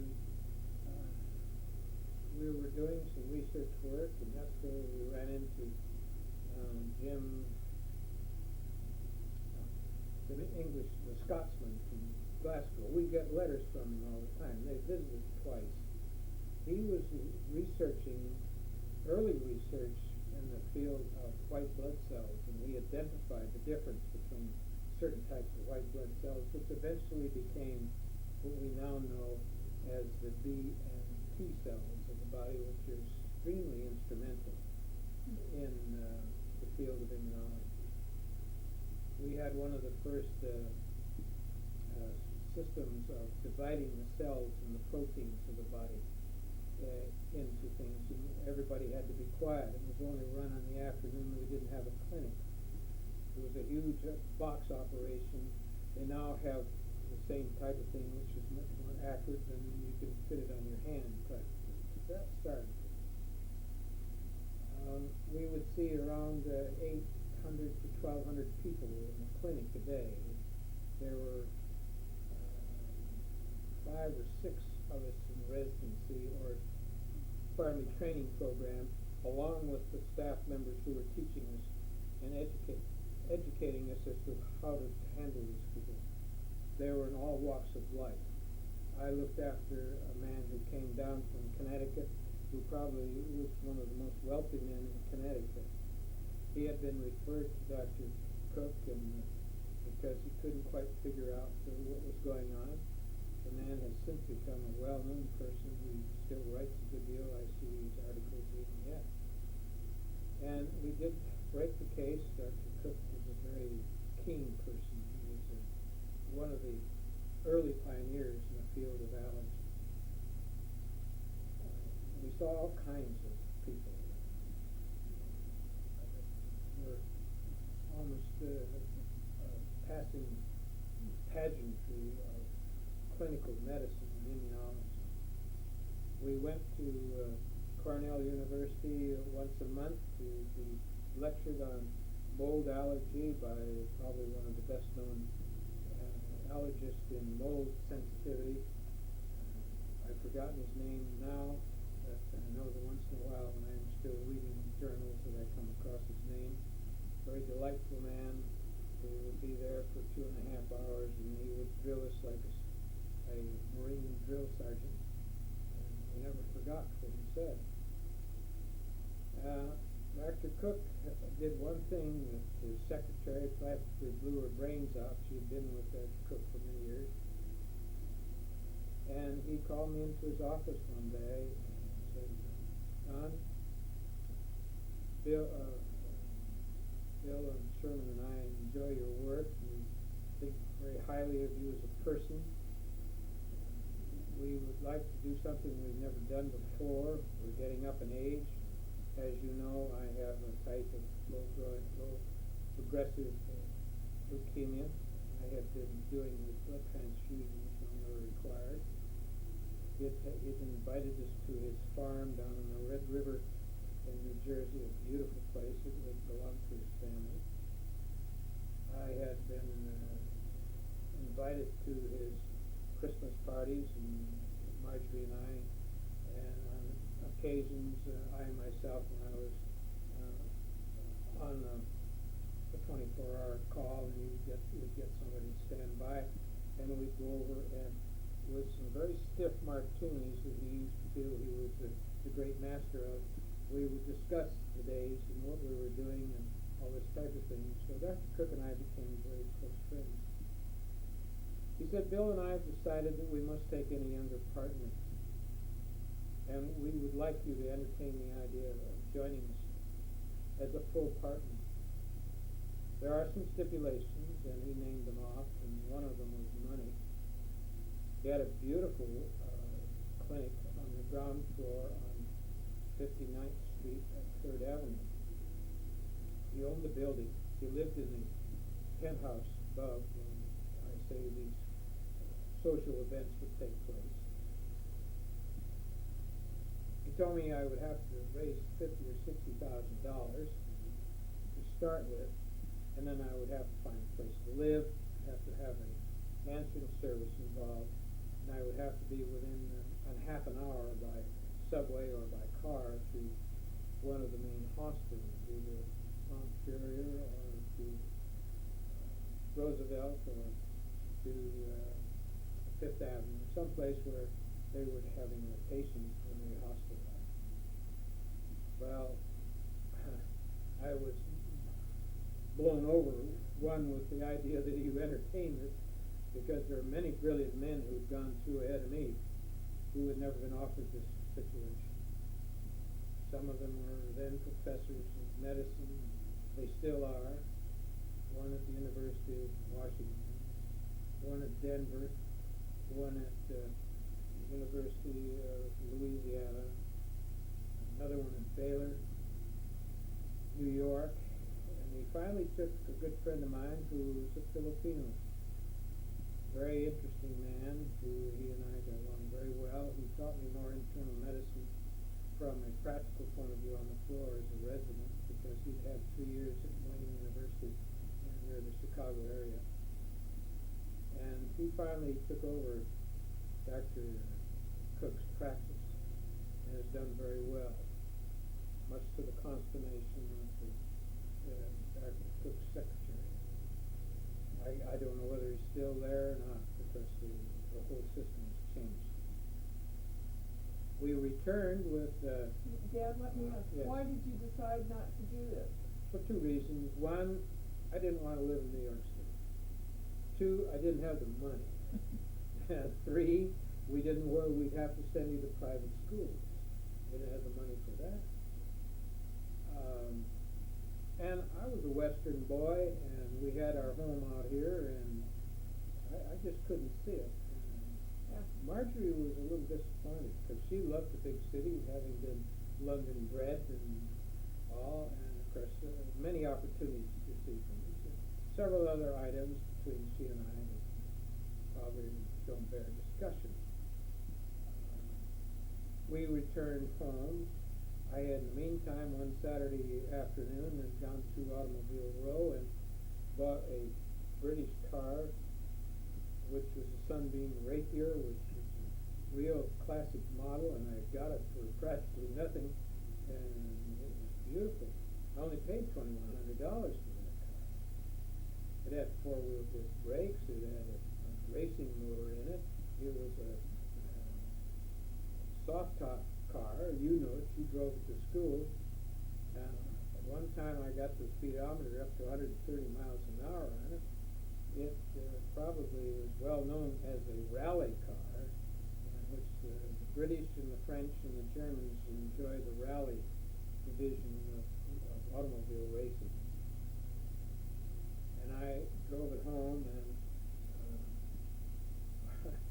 our great friend Jim, who had been a race driver during his college days, didn't like the way the car ran, and when we got to South Chicago on the 4th of July, on the way home, Teresa had developed chicken pox,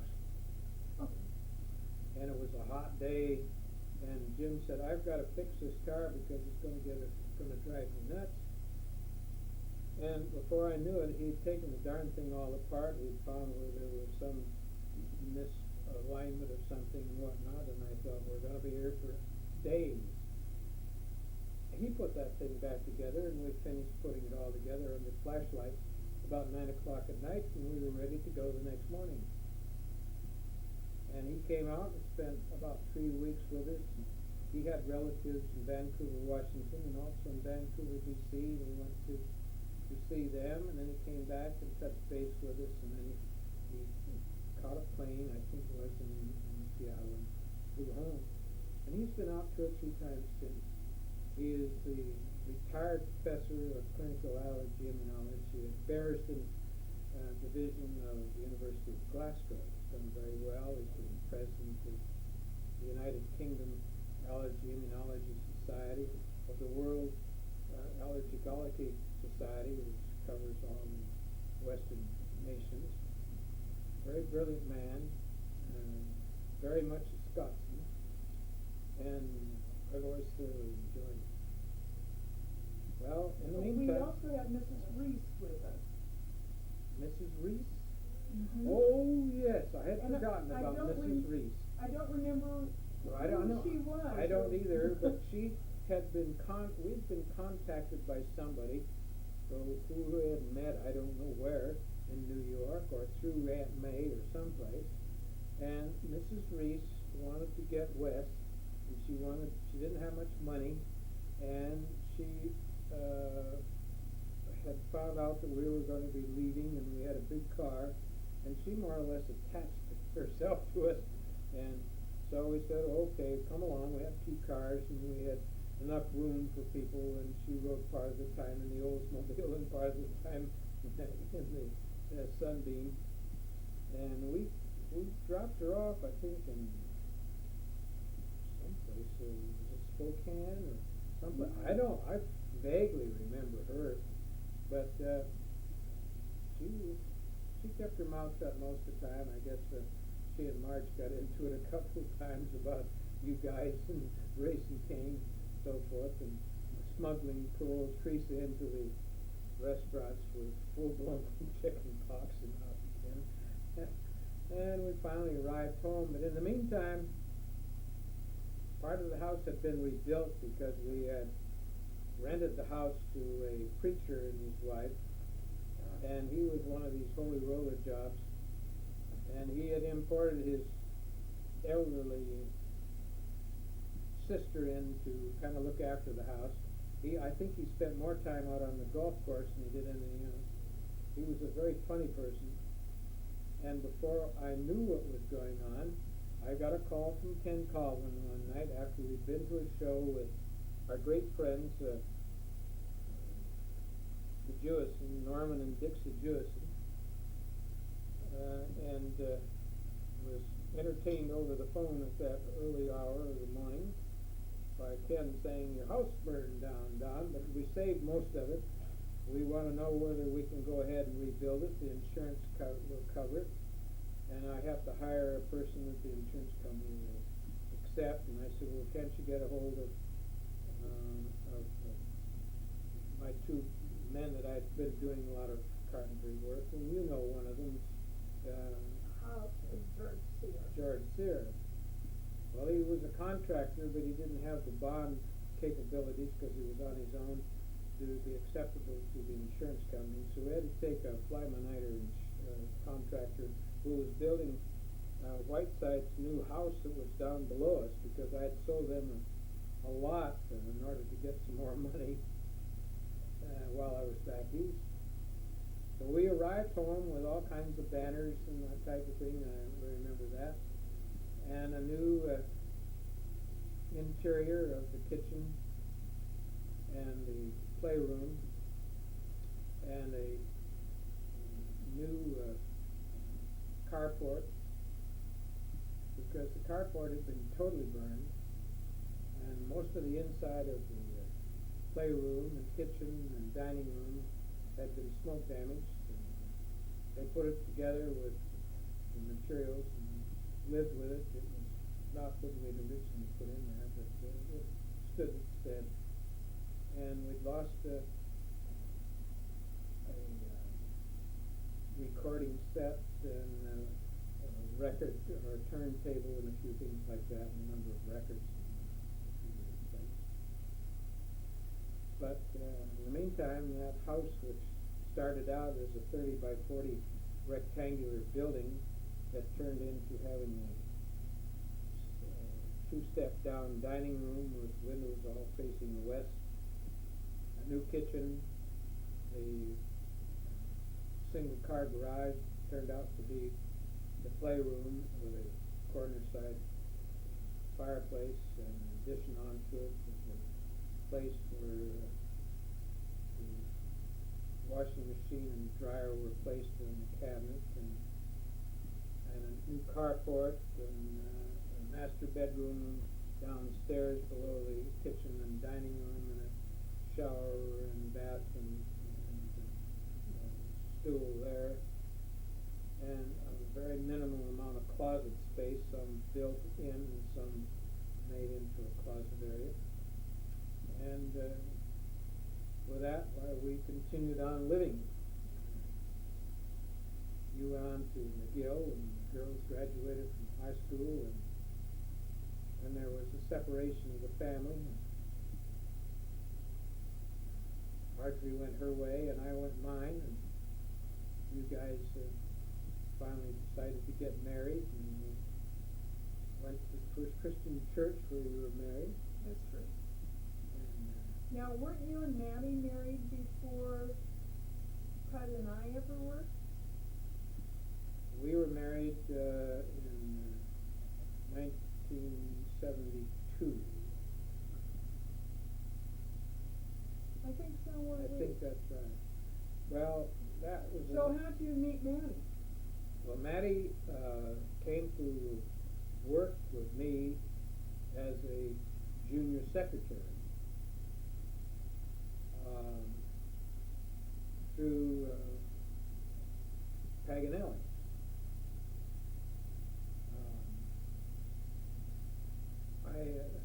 How'd you know Mr. Paganelli?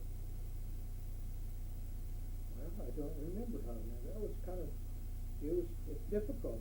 I had moved out of the house and lived with my mother for about 5 months or 6 months, and that's all I know. I ran into Maddie. She was putting somebody on the morning plane, and I was putting Marge on the morning plane to go back to Olympia.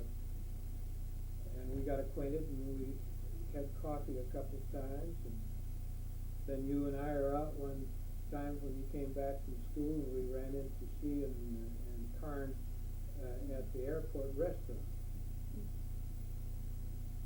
And from that time on, gradually felt we were engaged in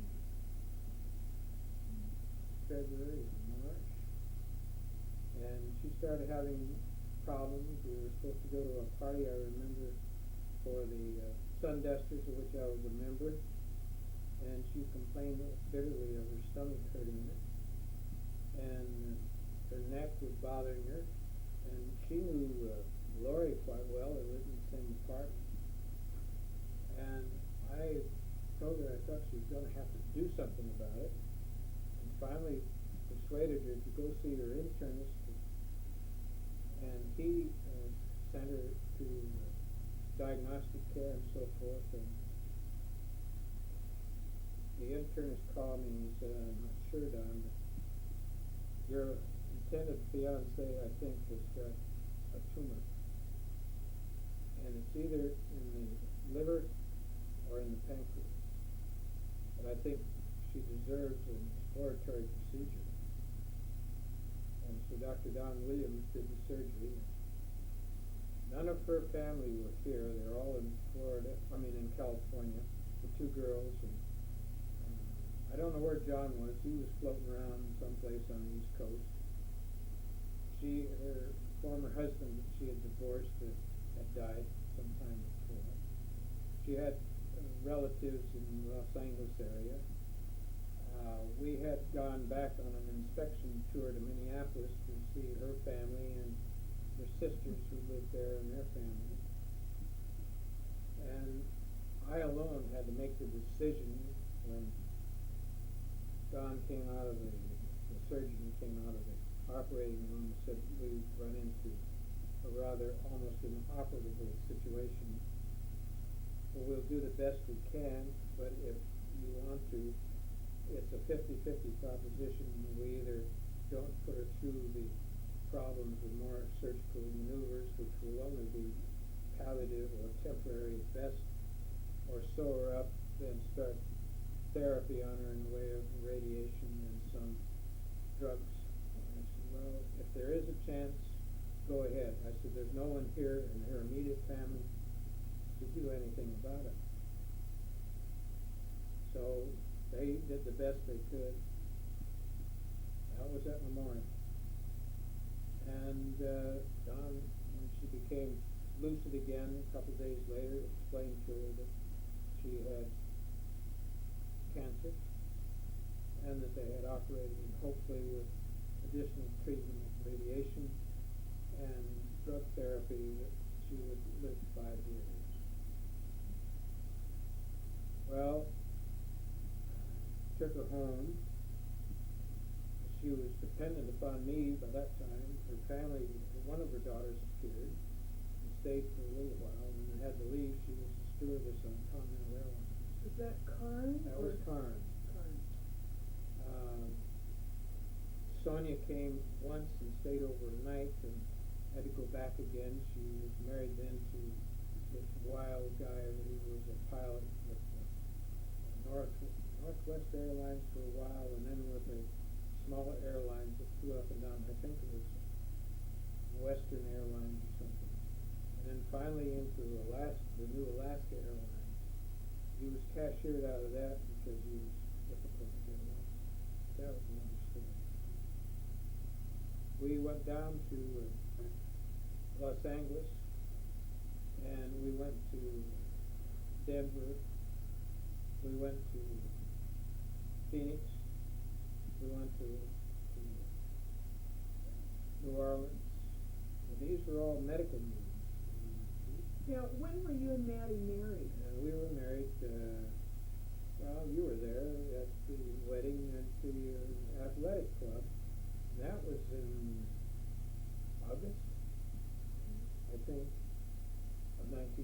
I mean, there were so many things going on. I frankly don't remember. Yeah. I was trying to run a very busy practice. At that time, I was involved as the president of the West Coast Allergy Society, had set up a meeting at the request of the board of that organization to have our annual meeting in Honolulu, which was the first time the society decided to meet off the continental shores. And so I was in and out of Honolulu several times. A couple of times on my own and once with Maddie. And then when we had the actual meeting, she went with us. We were married by that time. And there's where I met Regis McFadden, a famous man now in pulmonary allergy, as well as several other of my good friends. We had a delightful time in spite of the fact that she was on medication. She was taking a lot of alcohol because it would slow down the pain, plus aspirin, anything else, codeine and aspirin. If she held up, you didn't hear a word out of her. So she'd get so tired that she just had to go to bed. She made a great hit with Regis McFadden. We thought she was great. And you know, she had a fantastic personality, as you know, right? And you always asked about her. Even last time I met him, she passed away down in Monterey. He wanted to know how Maddie was, and I said, well, I had lost her in about 6 weeks. So that side of the story, I guess, was pretty well completed. Then I was then living in her apartment, as you know. Teresa had been there. And where was that? That was at the Trade Winds. It was on South 8th Avenue. 312, wasn't it? And that's where I ran into Lori. Lori was a native of the apartment. She lived across the way from us. And she and Maddie became very good friends. Matter of fact, got her out of her doldrums with the death of her first husband. And so, after Maddie passed away,